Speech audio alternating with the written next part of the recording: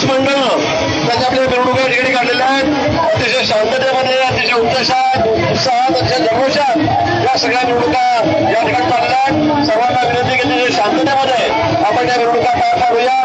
एवढं बाबासाहेब आंबेडकरांना आपल्या सर्वांच्या विरुद्ध अभिवादन या ठिकाणी करतो.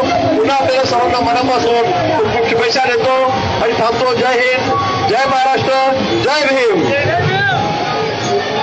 तुम्हा सर्वांना उत्सव समितीच्या वतीने खूप खूप शुभेच्छा. सन्माननीय